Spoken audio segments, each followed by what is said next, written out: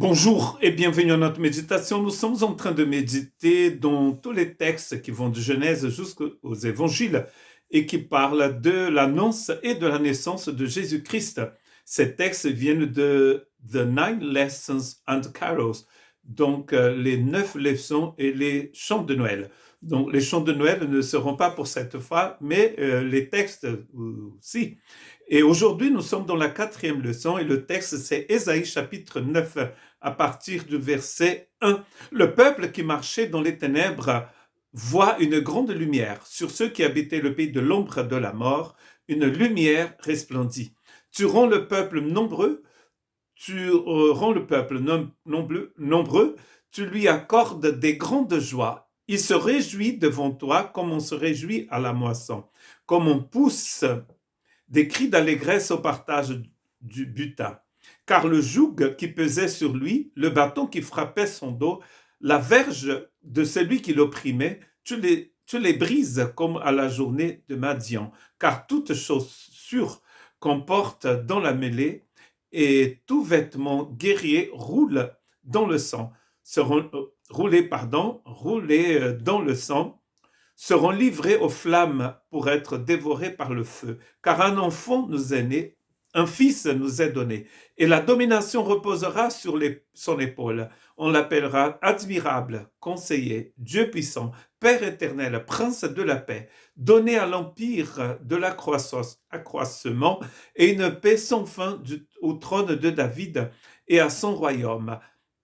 L'affermir et le soutenir par le droit et par la justice, dès maintenant et à toujours. Voilà ce que fera le zèle de l'Éternel des armées.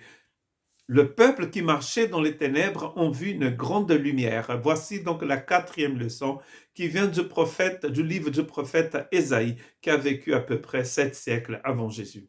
Ce texte, bien sûr, c'est un texte messianique. Il y a 2 parties de ce texte qui sont très importantes et qui d'ailleurs sont citées dans l'évangile de Matthieu et de Luc. Le début ici, c'est en fait le début du ministère de Jésus. Quand Jésus commence son ministère en Galilée, c'est cette lumière qui brille dans les ténèbres. Matthieu va voir en fait dans ce texte le commencement du ministère de Jésus en Galilée. Les gens n'étaient pas seulement dans les ténèbres, mais ils étaient assis dans les ténèbres. Il n'y a rien de pire que d'être assis dans les ténèbres. La vie chrétienne dans le Nouveau Testament est considérée à une course et parfois même à une marche, mais parfois aussi à une course. C'est-à-dire qu'on va de l'avant. Mais ici, les gens sont désespérés. Ils sont assis dans les ténèbres. Ils ne savent plus où aller, ils ne savent plus quoi faire. Et quand Jésus commence son ministère, c'est cette lumière qui brille dans les ténèbres et qui va éveiller et réveiller même les morts, ceux qui sont assis dans les ténèbres. Car un enfant nous est né, dit ce texte. Un enfant nous est né. Et ce texte, encore une fois, nous parle de celui qui était et qui est la semence de la femme et la semence d'Abraham.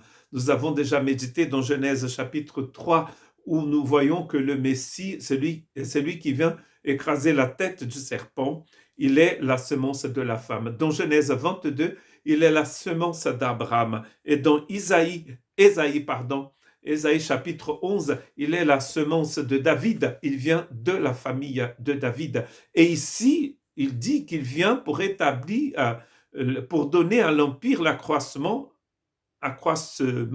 et pour donner une paix sans fin au trône de David.